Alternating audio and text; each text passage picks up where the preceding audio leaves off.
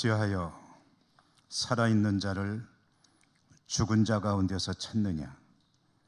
여기 계시지 않고 살아나셨느니라. 아멘. 할렐루야. 사망 권세를 이기시고 부활하신 주님을 찬양합니다.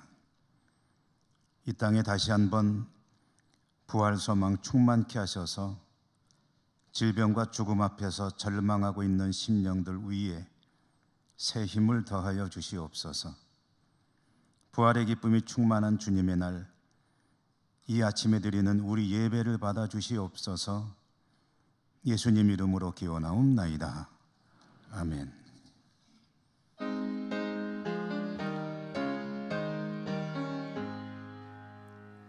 만복의 근원 하나님, 온 백성 찬송 드리고 저 천사여 찬송하세. 찬송 성부 성자 성령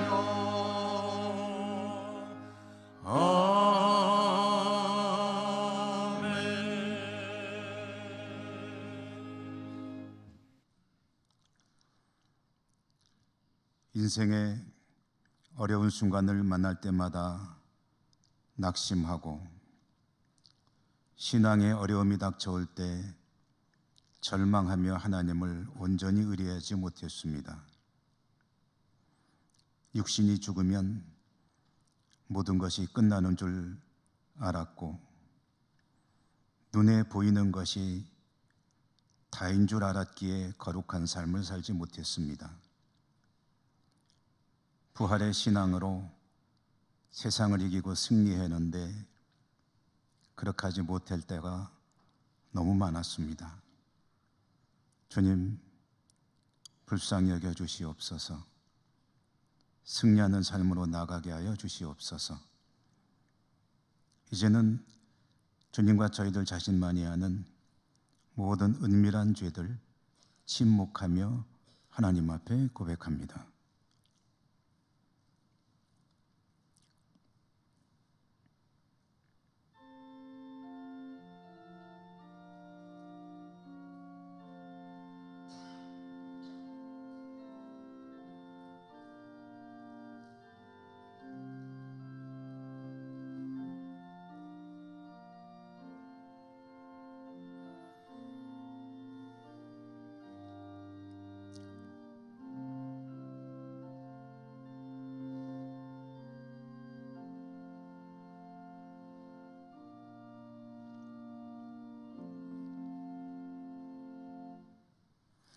그런즉 누구든지 그리스도 안에 있으면 새로운 피조물이라.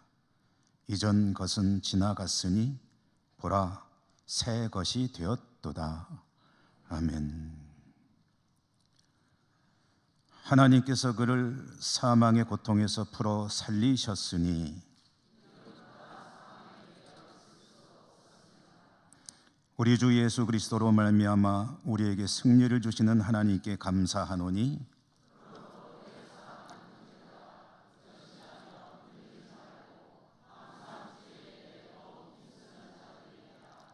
이 말을 할 때에 예수께서 친히 그들 가운데 서서 이르시되 너희에게 평강이 있을지어다 하시니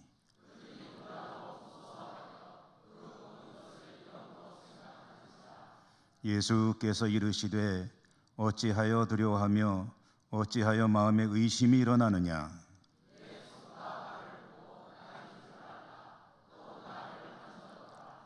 영은 살과 뼈가 없으되 너희 보는 바와 같이 나는 있느니라.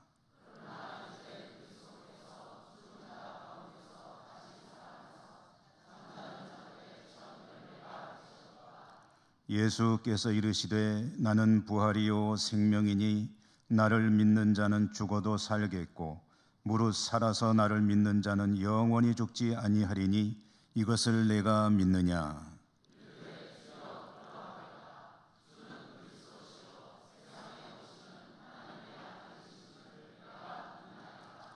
아멘. 나는 전능하신 아버지 하나님 천지의 창조주를 믿습니다. 나는 그의 유일하신 아들 우리 주 예수 그리스도를 믿습니다. 그는 성령으로 잉태되어 동정녀 마리아에게서 나시고 본디오 빌라도에게 고난을 받아 십자가에 못 박혀 죽으시고 장사된 지 사흘 만에 다시 살아나셨으며 하늘에 오르시어 전능하신 하나님 우편에 앉아 계시다가 거기로부터 살아있는 자와 죽은 자를 심판하러 오십니다. 나는 성령을 믿으며 거룩한 공교회와 성도의 교제와 죄를 용서받는 것과 몸의 부활과 영생을 믿습니다. 아멘.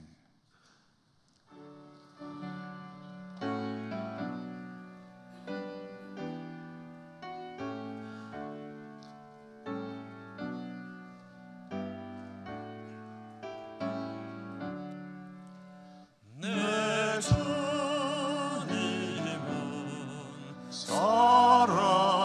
살아계셔 날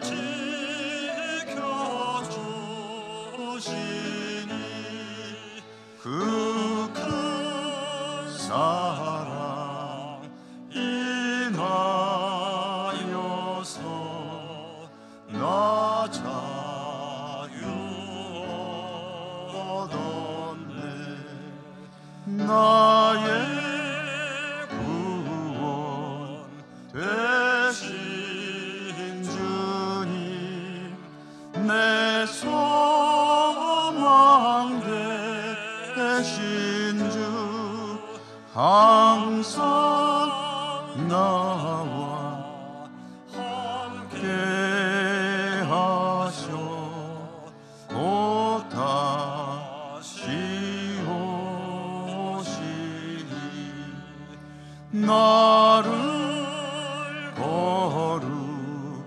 거룩하게 하려 주 나를 부르니 주의 은혜 내게 넘쳐 뜻을 이루리. 굳세 믿음 나가지고 주 말씀 따르면 주님 다시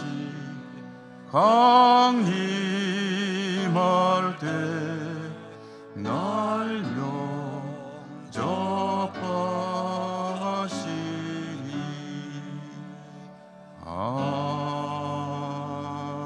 아멘.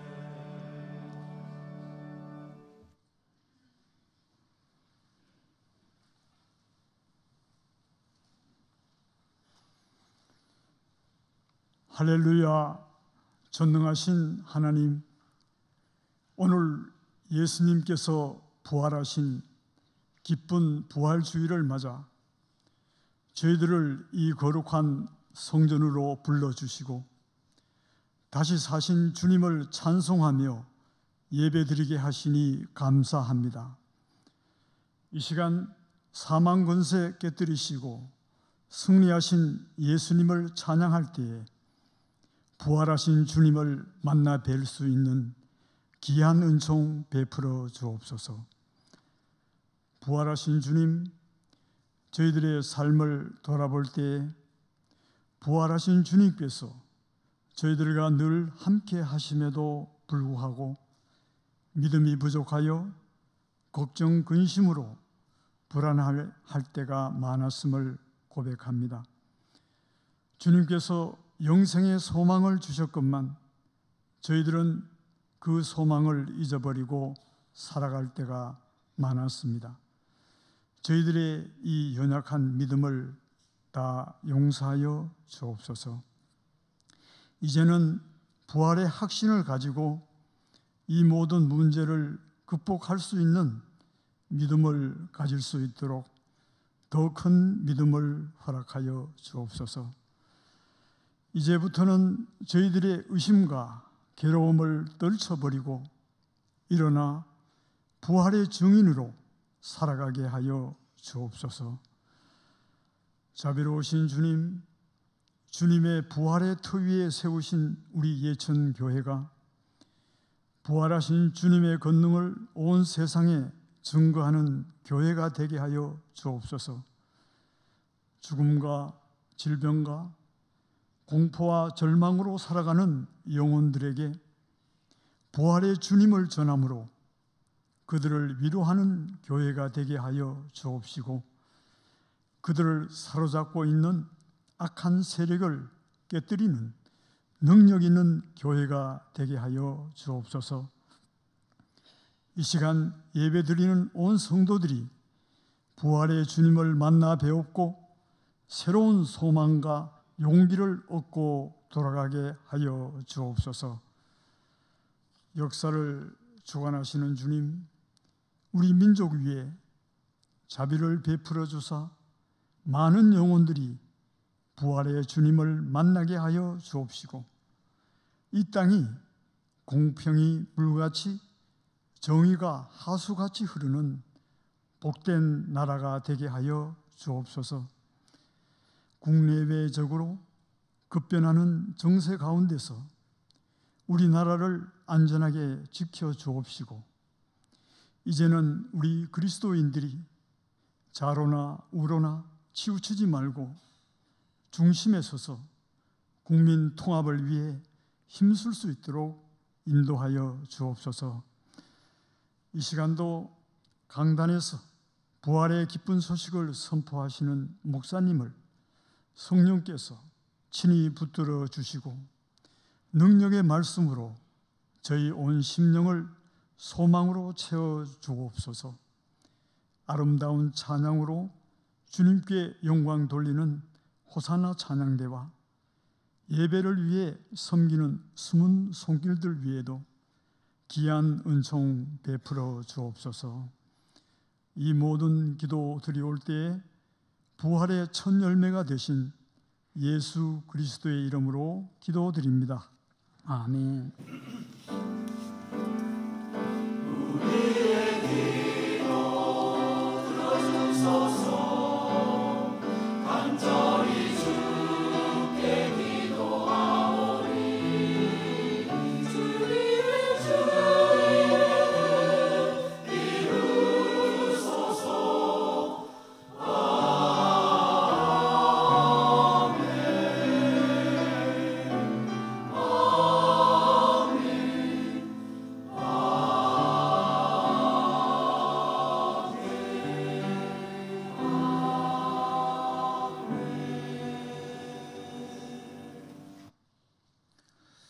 오늘 부활 주일에 하나님께서 주시는 말씀, 신약성경 마태복음 28장 6절에서 10절까지 봉독합니다.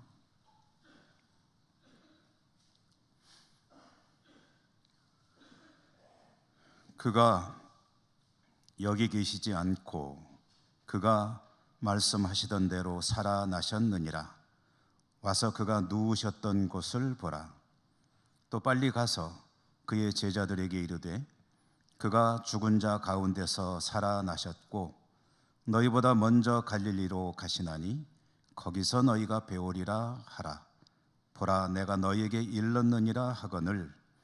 그 여자들이 무서움과 큰 기쁨으로 빨리 무덤을 떠나 제자들에게 알리려고 다름질할새 예수께서 그들을 만나 이르시되 평안하냐 하시거늘.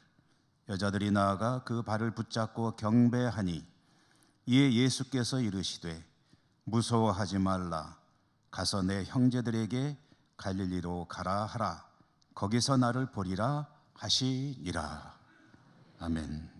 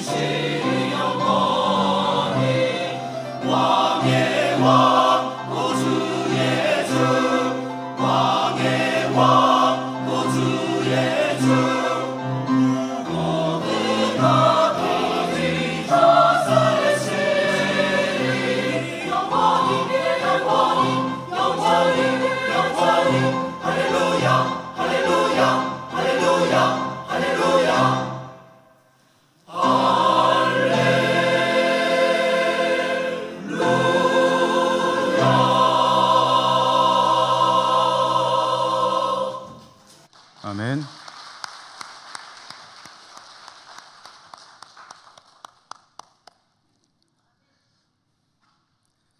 할렐루야. 예, 우리 호산나 찬양대 감사합니다. 가슴이 막 뛰네요. 할렐루야, 할렐루야. 부활주일 아침에 하나님을 예배한 여러분 모두를 진심으로 축복합니다. 부활의 은총이 함께 하시기를 기원합니다.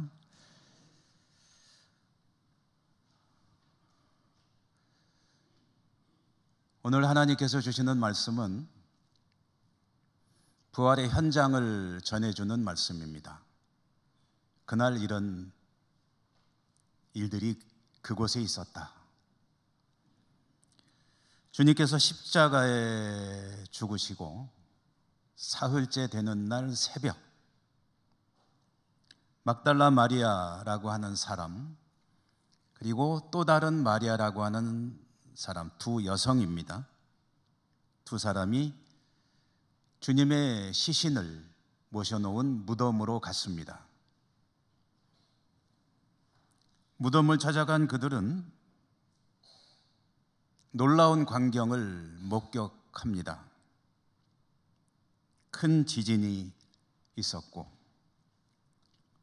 천사가 내려와서 무덤이 굴인데 그 굴을 막아놓은 원판형 돌을 옆으로 굴려서 그 무덤의 동굴을 오픈시켜 놓고 있었습니다. 그리고 천사는 그 돌 위에 앉아 있더라는 거죠. 천사의 모습을 보니 그 모습이 번개와 같았고 입고 있는 옷은 흰 눈과 같더라. 여러분 머릿속에 한번 상상해 보시는 것도 좋을 것 같아요. 그 무덤을 지키도록 명령을 받고 배치되어 있던 병사들이 있었는데 그 병사들은 천사의 모습을 보고 겁에 질려 부들부들 떨고 있었다. 이것이 두 여성이 본 예수님을 모셔놓은 무덤에 도착해서 본 광경입니다. 그때 천사가 두 여성에게 말을 건넸습니다. 오늘 우리가 본 말씀의 6절 말씀 그리고 앞에 나오는 말씀까지 이어지는데요. 너희는 무서워하지 말라. 십자가에 못 박히신 예수를 너희가 찾는 줄을 내가 아노라. 그가 여기 계시지 않고 그가 말씀하시던 대로 살아나셨느니라.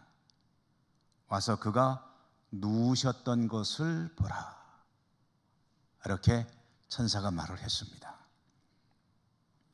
이어서 천사는 여성들에게 한 가지 일을 하도록 말을 계속 이어갔는데요. 제자들에게 가라는 겁니다. 제자들에게 가서 이 내용을 전해라 라고 했는데 두 가지였습니다. 첫째로는 주님께서 죽은 자 가운데서 살아나셨다는 것을 전해라. 두 번째로는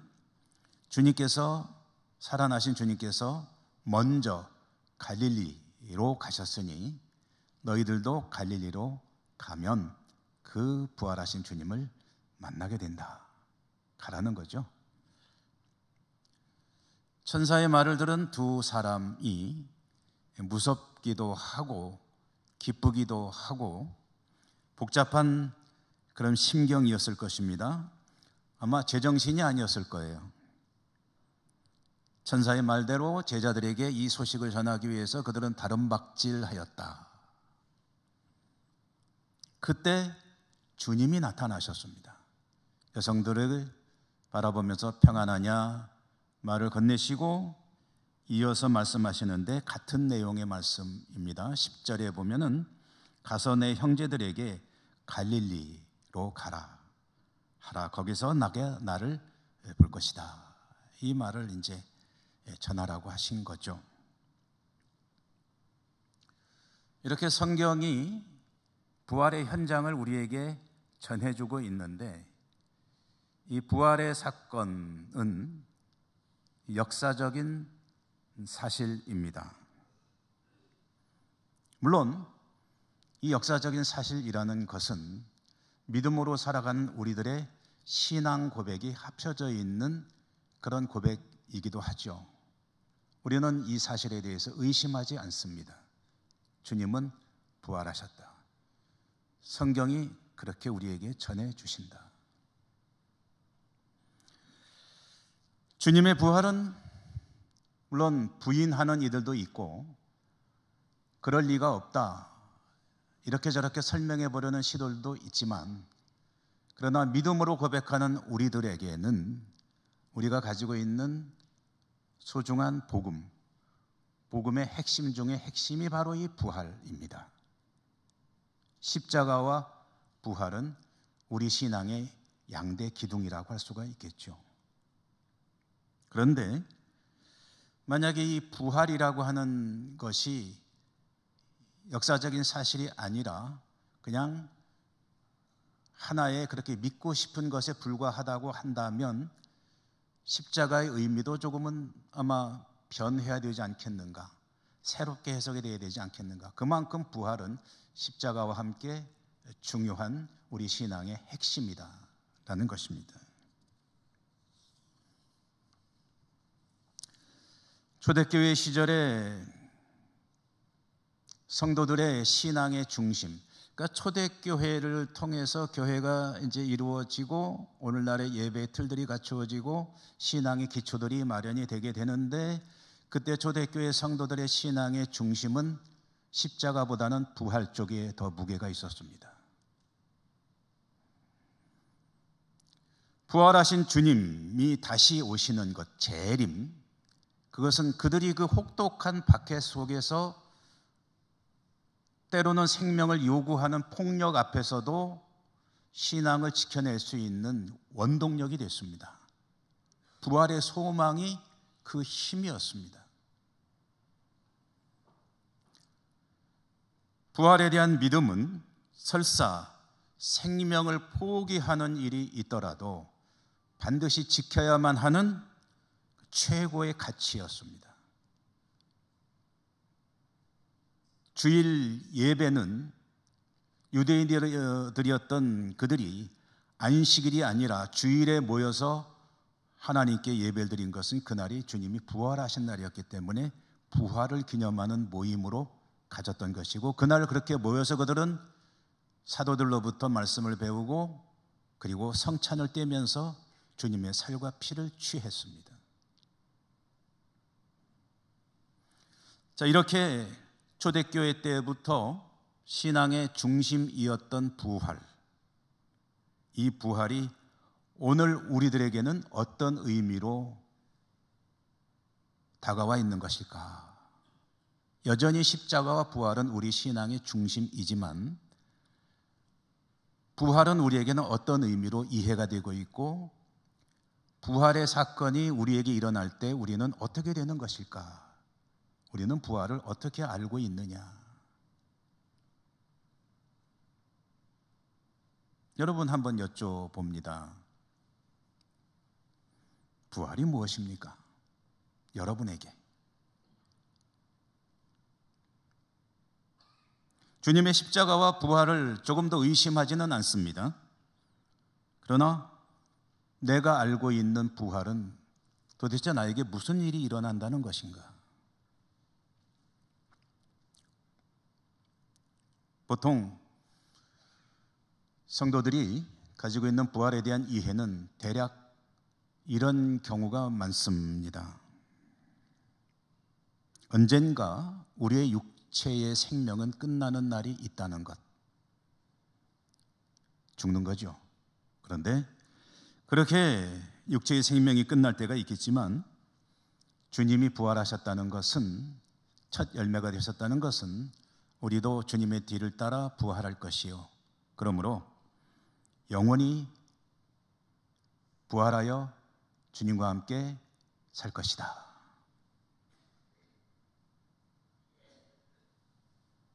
맞습니까? 아닙니까? 이렇게 물어보면 왠지 함정이 있는 것 같죠? 맞습니다. 틀림없습니다. 언젠가 육신의 생명이 끝날 때가 있지만 우리는 부활하여 영원히 주님과 함께 살 것입니다. 그런데 이렇게 조금은 간략하게 두루뭉술하게 이야기한다면 그렇지만 좀 더 자세히 얘기를 좀 해보십시오. 부활의 그날에 도대체 무슨 일이 어떻게 일어나는 겁니까? 라고 질문해보면 상당히 생각보다는 깊이 부활에 대해서 우리가 이해하고 있지 못하다거나 또는 큰 관심을 두고 있지 않다. 그 정도 알고 있으면 됐지. 거기서 그치는 경우들이 많이 있다는 것도 또한 보게 됩니다. 오늘 부활주의를 맞이해서 저는 많은 이야기를 나눌 시간은 없지만 주님께서 부활하신 그 뒤를 따라 부활하게 될 우리 부활할 때는 도대체 어떤 일들이 일어나는 것인가? 한 3가지 정도만 관련되는 이야기를 여러분과 함께 나누려고 합니다.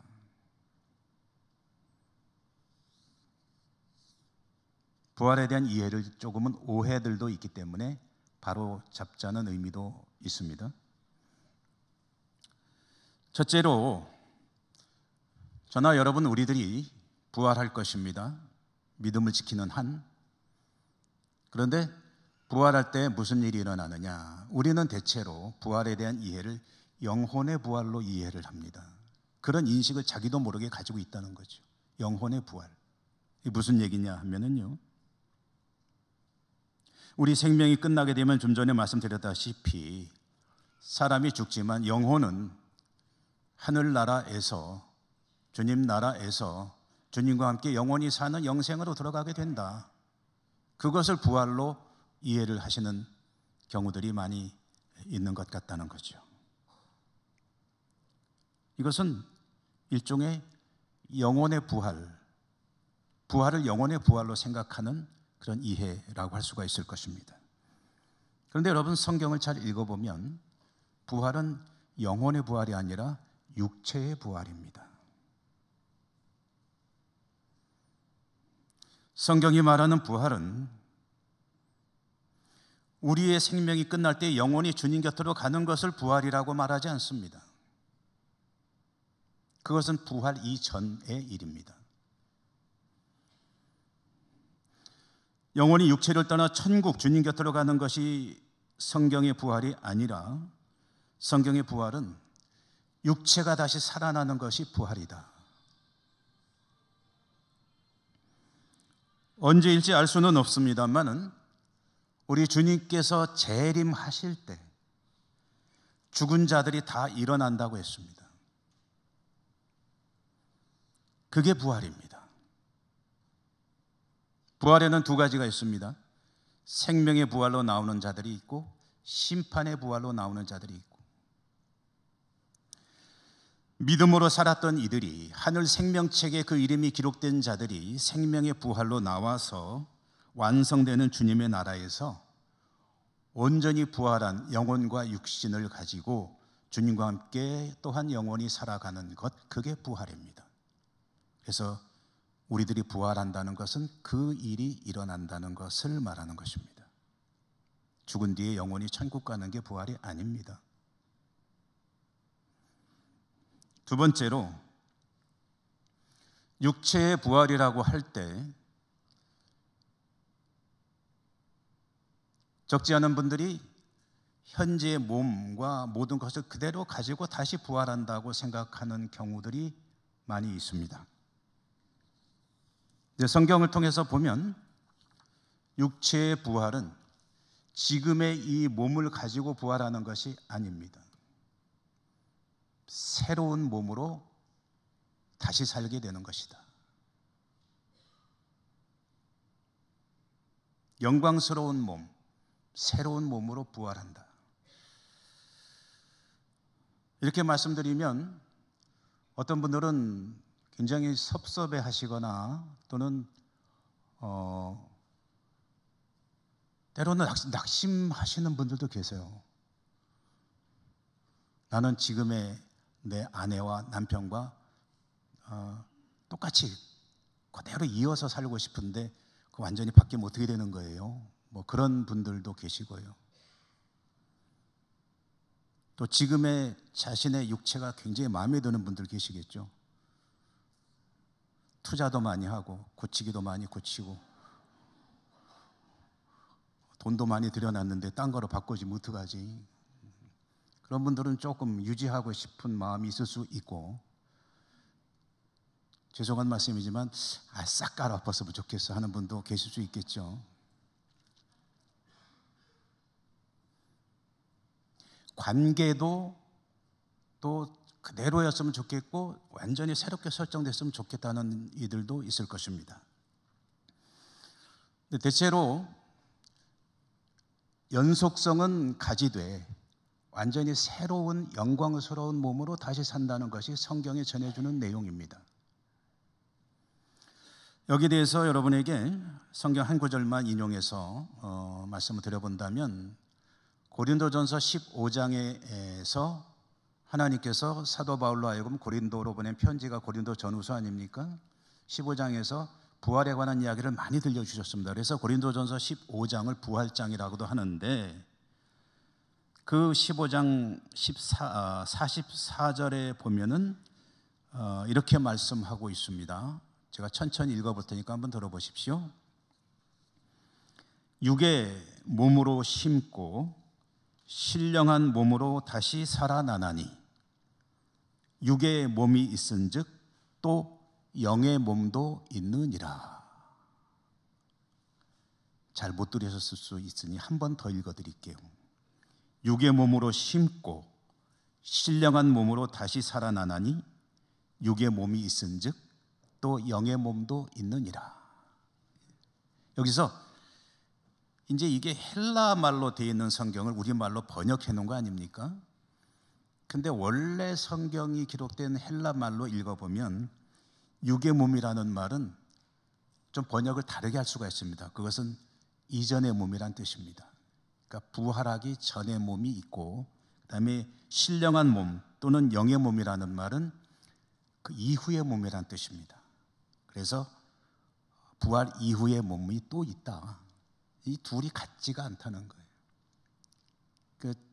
지금 내 몸이, 아이고 이제 우리 연세 높으신 어른들 같은 경우에 과연 내가 몇 살 때로 다시 부활하게 될까 하는 것도 관심이 있으실 수 있을 터인데, 아예 그거는 신경 안 쓰셔도 된다는 거예요. 성경이 계시하기를 내가 제일 예쁠 때의 모습으로 부활하고 싶은데가 아니고 새로운 몸으로 부활하게 된다. 영광스러운 몸이다. 자, 세 번째 이야기를 함께 잠시 나누십시다. 세 번째, 우리가 부활과 관련해서 정말 중요한 것 한 가지는 부활 신앙 부활 소망이라는 것이 도대체 뭐냐 하는 것입니다. 부활 소망. 부활 신앙으로 살겠습니다. 살게 하소서. 그 핵심이 뭐냐, 내용이 뭐냐. 얼른 생각하기에 부활 소망 하면은 언젠가 천국에서 영원히 살게 될 영생에 대한 그 소망을 확신하고 간직하고 그 나라를 바라보며 살아가는 미래 종말론적인, 정말 지향적인 그런 삶이라고 이해를 하게 되죠. 이런 신앙이 굉장히 중요합니다. 특별히 인생의 위기를 만나거나 생명이 위협을 받을 때, 질병이든 어떤 어려운 상황을 만날 때 이러한 부활의 소망을 가지고 사는 이들은 주님과 함께 영원히 살게 될 천국에 대한 확신이 있기 때문에 그 두려움, 어려움, 시련, 고난을 이겨낼 힘을 가질 수가 있습니다. 사망 권세를 극복할 수 있는 능력이 있다는 거죠. 그 공포를 덜어낼 수 있는 아주 강력한 힘을 가질 수 있는 것이 부활 소망입니다. 이 땅의 모든 것이 끝나는 것이라고 한다면 절망할 수밖에 없지만 내가 잠시만 견디면 주님과 함께 다시 영원히 살게 될 것이다 라는 이 사실은 얼마나 힘이 되겠습니까? 우리 교회에 질병으로 고생하는 분들이 참 많이 계시고, 암투병하는 분들도 계시고, 암과 투병하고 힘겹게 지내시다가 별세하신 분도 계시고, 지금도 어려움을 겪고 계신 분들이 계신데, 그분 중에 조하숙 집사님이라고 계십니다. 은풍면에 사시는 그런 집사님이에요. 이분이 오랫동안 대장암으로 고생을 하시고 투병을 해 오셨습니다. 그런데 이제 그동안에 잘 견디시고 예배도 열심히 그 연약한 육신을 가지고 힘겹게 그 먼 곳에서 오셔서 예배를 열심히 드리시던 분이신데 이제 많이 힘들어지셨어요. 안동의료원 호스피스 병동에 입원해 계시는데 우리 부목사님이 이제 연락을 받고 병원에서 하는 말이 이제 오래 견디기가 어려우실 것 같다라고 하니까 이제 위독하다는 얘기를 이제 들려준 거죠. 그래서 제가 병원을 좀 다녀왔습니다. 이렇게 위독하신 분들을 신방을 할 때는 목사는 그분에게 위로와 힘을 줘야 되기 때문에 여러 가지를 생각하고 갑니다. 그때 제일 먼저 생각하는 게 그분의 믿음입니다. 믿음. 어떤 믿음을 가지신 분인가. 근데 이 조하숙 집사님은 상당히 성격도 강하시고 믿음도 아주 확고하신 분입니다. 그러니 거기 가서 그분에게 괜히 뭐 다른 얘기할 필요 없다. 예배를 임종 예배일 수도 있는 예배를 병실에서 드리면서 제가 그렇게 말씀을 드렸죠. 정말 이제는 생명이 끝날 순간이 코앞에 왔습니다 했다가도 하나님께서 고쳐주신 경우들을 봤습니다. 그렇기 때문에 집사님도 하나님께서 치료해 주신다면 너무 감사한 일입니다. 이 병을 딛고 일어선다면 참 감사하죠. 하나님께서 하시고자 하면 얼마든지 할 수 있는 일이니까. 그렇지만 또 하나님께서 오라시면 가야죠. 누가 거역할 수 있습니까? 그래야 되는데 집사님에게 부활의 소망이 확고하시니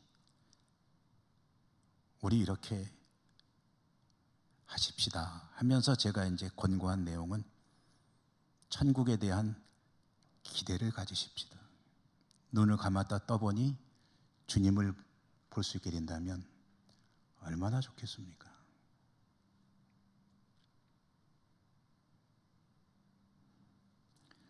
새롭게 주님과 함께 영원히 살아갈 천국에 대한 소망. 부활은 결국은 영생으로 이어지는 것이니,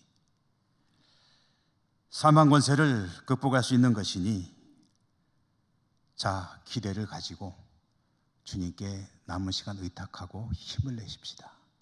고쳐주시면 그것도 감사, 안 고쳐주셔도 천국의 소망 주셨으니 감사. 집사님이 말씀은 안 하셨지만 아마 힘들어서 그러신 것 같아요. 그런데 저는 제 말에 동의하셨다고, 받아들이셨다고 믿어요. 왜냐하면 표정이 담담하셨거든요. 평소의 신앙을 봐도 그렇고요. 부활 신앙은 우리 인생의 가장 두려운 죽음에 대한 공포도 이겨낼 수 있게 하는 힘이 됩니다. 자, 그런데 제가 하고 싶은 이야기는 이제 그 다음입니다. 그게 다냐 하는 거죠. 중요하지만 다냐 하면은 다는 아니다. 그것만이 다는 아니다. 미래의 천국만을 소망하는 것이 부활신앙의 다냐? 그렇지는 않다. 성경에 있는 이야기 하나를 가져옵니다. 성경에는 아름다운 이야기들도 많이 있고 믿음 이야기도 많이 있지만 참 읽기에도 민망한 부끄러운 이야기들, 막장 드라마라고 할 수 있는 이야기들도 많이 있습니다. 그 중에 하나가 마가복음 6장에 나오는 헤로디아 사건입니다. 세례 요한을 사형하는 이야기. 대략 내용은 이런 것이죠. 갈릴리 지역을 다스리는 헤롯 안티파스라고 하는 왕이 있습니다. 이 헤롯 안티파스는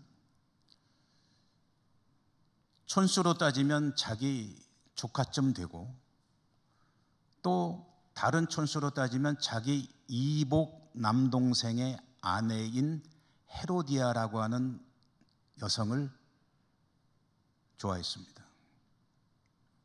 자기에게는 자기 가정이 있고 헤로디아에게는 헤롯 빌립이라고 하는 남편과 그 가정이 있습니다. 근데 이 두 사람이 보통 사련이라고 하죠. 사련, 바르지 못한 사랑이라는 이름을 붙여도 될지 모르겠어요. 불륜입니다. 어쨌든 두 사람이 그런 관계였는데 성경에 나오는 내용입니다. 결국은 결혼을 하게 됩니다. 결혼하기 위해서 헤롯 안티파스는 자기 부인과 헤어져야 했죠. 헤로디아는 역시 자기 남편인 헤롯 빌립과 헤어져야 했고, 두 사람이 결혼을 해서 이제 살게 되는데 아무도 거기에 대해서 말을 못하는 거예요.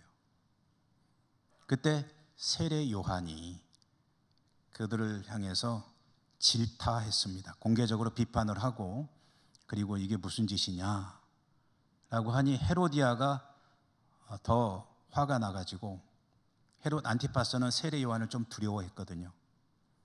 근데 헤로디아가 화가 나가지고 헤롯을 충동질해서 세례 요한을 잡아다가 옥에 가두고, 헤롯의 생일날 자기 딸에게 춤을 춰서 즐겁게 해라 헤롯을, 그다음에 그가 뭘 원하느냐 하거든 세례 요한의 목을 달라고 해라.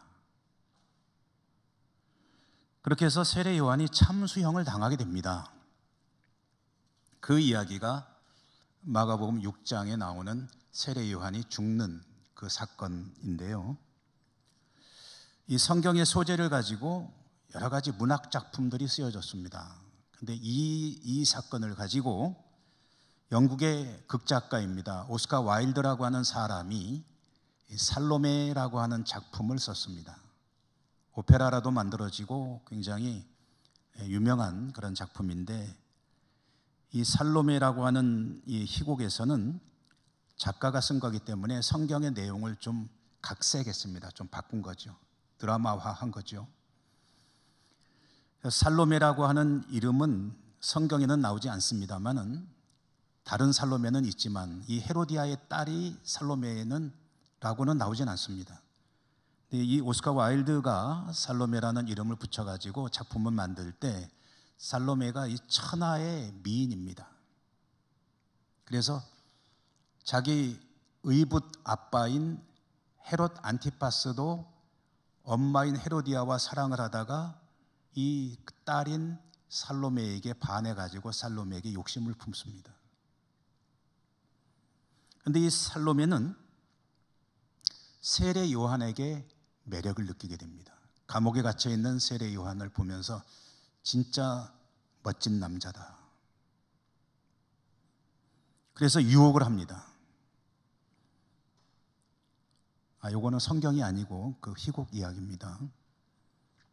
유혹을 하는데 세례 요한이 아주 단호하게 냉정하게 거절을 하고 하니까 사랑이 애정이 미움으로 변하는지 만약에 살아있는 채로 안 된다면 죽어서라도 내 것으로 만들겠다 하는 그런 이상한 욕망을 품게 되고 헤롯의 생일날 아주 음란한 춤을 춥니다. 그 앞에서 즐거워진 헤롯이 상으로 뭘 주랴 하니까 세례 요한의 목을 내게다 갖다 주시오. 쟁반에 담아옵니다.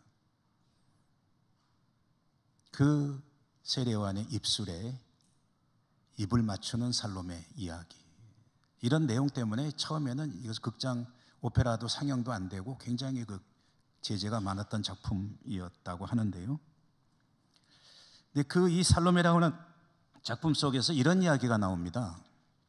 어느 날 헤롯이 신하랑 이야기를 하는데 신하가 왕이시여, 저 나사렛 출신 선지자 예수라는 사람 이야기 들어보셨습니까?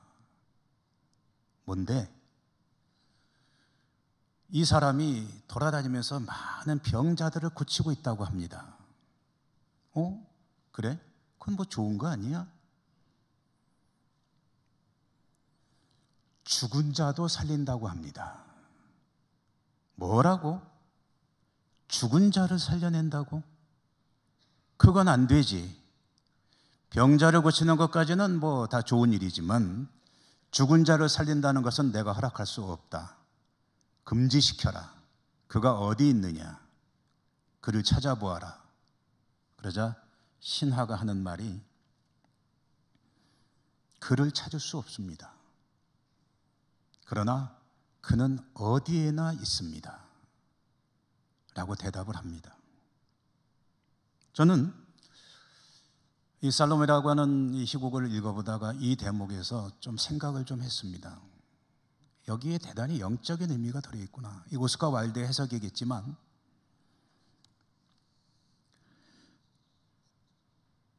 병자를 고치는 것은 좋다. 그러나 죽은 자를 살리는 건 안 된다 하는 것은 헤롯이 가지고 있는 가장 강력한 무기가 무의미해진다는 뜻입니다. 헤롯이 통치할 때 힘으로 억압할 때 결국 마지막으로 사용할 무기가 뭡니까? 너 죽고 싶니? 그런데 죽였는데 또 살려내면은 그게 무슨 의미가 있습니까? 자기의 가장 강력한 무기를 잃는 거죠. 그래서 저는 이 헤롯이라고 하는 이 인물이 사단을 상징하는 것일 수 있겠구나. 그가 휘두르는 가장 강력한 무기는 사망 권세인데 주님이 죽은 자에게 부활의 소망을 주신다면 그 사망 권세는 힘을 잃어버리는 것이 아니겠느냐. 실제로 교회 역사가 그것을 증명하지 않습니까?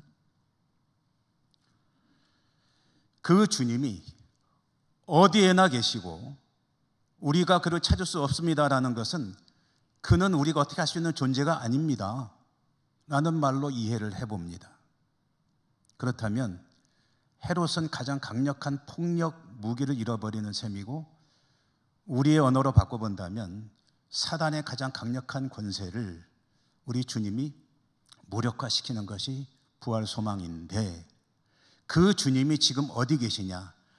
어디에나 계시면서 수많은 사람들의 병을 고치시고 복음을 전해 주시고 그들을 구원으로 인도하시기 위해 계속해서 일을 하고 계신다. 그 주님을 따르기를 촉구하고 계신다. 주님 바라보며 살기를 원하신다. 여기에 부활신앙의 가장 중요한 내용이 들어있다는 생각을 해본 것입니다. 주님은 부활 승천하셔서 천국 소망을 가지고 살기를 원하십니다. 그러나 그때까지 그곳만 바라보며 사는 것이 아니라 이 땅을 사는 동안에 주님과 어디에나 계신 주님과 함께 살기를 원하십니다. 그 백성들이 부활신앙으로 산다는 것은 살아계셔서 지금도 우리와 함께 하시는 주님과 늘 동행하는 삶을 사는 것이고, 그 주님의 도우신 가운데 사는 것이고, 주님께서 기대하시는 사명을 감당하며 사는 것이고, 주님의 뜻을 이루며 열심히 살다가 이 땅의 생명이 다하면 주님 다시 오실 때 부활하여서 또한 영원히 그분과 함께 살아가는 주님의 나라를 사는 것. 그러므로 미래 종말론적인 소망을 가진다는 것은 부활신앙의 절반에 불과한 것이고, 이 땅을 사는 동안에 주님과 함께 살아가는 것은 그 못지않게 중요한 것이다. 거룩한 성도의 삶을 살아야 된다는 것이죠. 여러분, 오늘 부활주일에 우리는 부활에 대한 오해도 한번 생각해 보고 부활신앙으로 산다는 것이 무엇인지를 또한 잠시 생각해 보았습니다. 참된 부활신앙으로 저도 여러분도 우리 모두의 삶이, 신앙이 하나님께 기쁨이 될 수 있기를 주님 이름으로 축복합니다. 은혜로우신 하나님 감사합니다. 말씀 들었습니다. 이 땅을 사는 동안에 성도다운 모습으로, 또 아무리 어려워도 천국의 소망으로 이겨나가겠습니다. 성령님 도와주시고 인도해 주옵소서.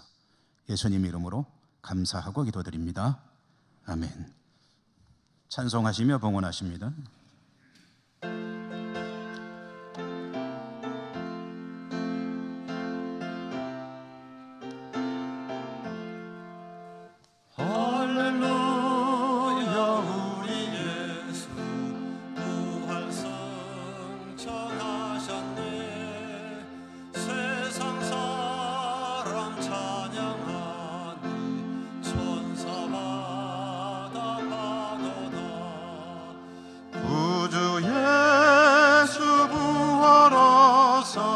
사망 원세 이겼네. 구주 예수 부활하사 사망 원세 이겼네. 할렐루야 우리 예수 왕의 왕이 되시고 우리들의 중보 되신 성령 증거하시네. 구주 예수 부활하사 처음 열매 되셨네.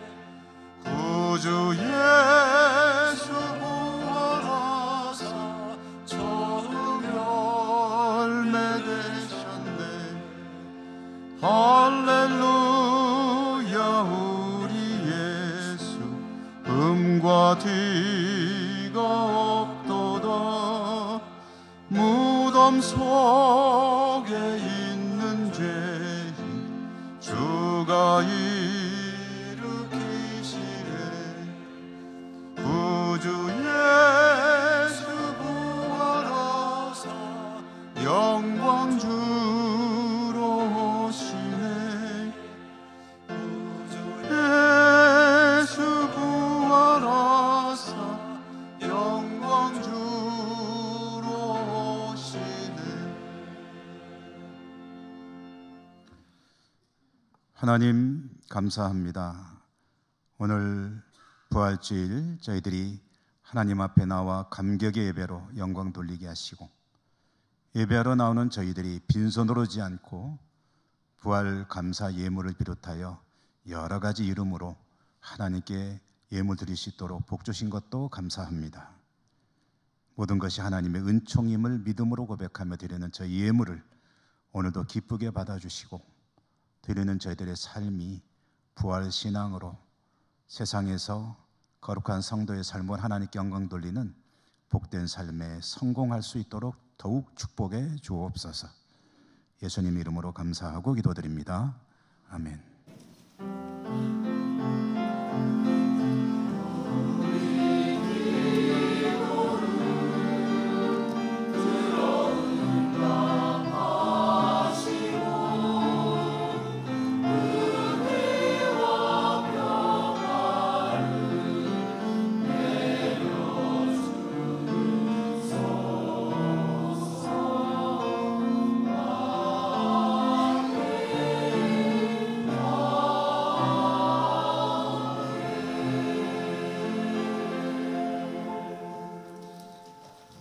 교회 소식입니다. 오늘 부활주일 예배 후에 안내석에서 계란을 나누어 드립니다. 받아가시기 바랍니다. 오후 찬양 예배는 기독교연합회 주관으로 드리는 연합 예배입니다. 그래서 오시는 분들을 배려해서 시간을 1시간 늦춰서 오후 3시에 예배를 드립니다. 강사로는 울산 사랑선교교회 이기조 목사 오셔서 은혜의 말씀을 전해 주실 것입니다. 우리 교우들의 많은 예배 참여를 당부드리고요. 또 이 예배 때는 예천 복음화 사업을 위한 헌금 순서가 있는데 잠깐 설명을 드리면 오예배 때 드리는 헌금은 우리 교회 재정이 아니고 기독교연합회가 여러 가지 복음화 사업을 하는 그 사업에 쓰여지는 재정으로 쓰여지게 됩니다. 그렇게 이해하시면 되겠고요. 고난주간 특별 새벽기도회를 은혜 가운데 잘 마쳤습니다. 원래해 2부 예배 후에 바울에는 샬롬홀, 교육위원회 모임은 찬양대실, 부활절 연합예배에 찬양대에 서실 분들은 오늘 오후 1시 찬양대실 연습에 참여해 주시기 바라고요. 다음 주에는 정기당회가 있겠고 이여전도회가 중식으로 해서 수고해 주십니다. 강단에 꽃꽂이 배상선 권사님, 박윤경 권사님 섬겨주심에 감사드립니다. 겨울 소식 결혼 광고입니다. 김혜숙 권사님의 장녀 되시죠? 황은양 결혼 예식이 5월 5일 낮 12시 대전 주보에 자세히 나와 있는데요. 오노마 호텔 5층이라고 합니다. 피로연은 그보다 당겨가지고 4월 26일 토요일 오전 11시 30분 예천 농협 예식장에서 있게 됩니다. 축하드리고요. 우리 곁에 계신 분들하고 인사하고 일어납니다. 사랑합니다. 축복합니다. 강건하십시오.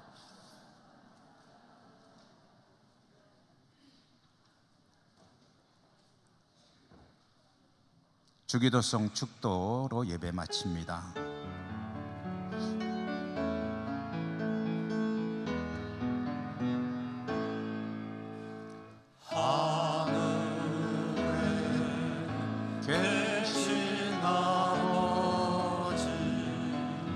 이름 거룩하사 주님 나라 임하시고 뜻이 이루어지이다.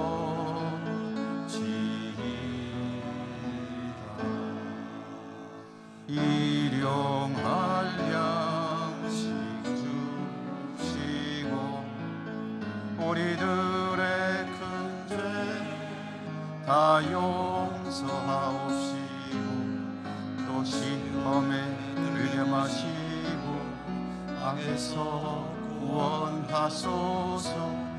내게 주의 나라 주의 권세 주의 영광 영원히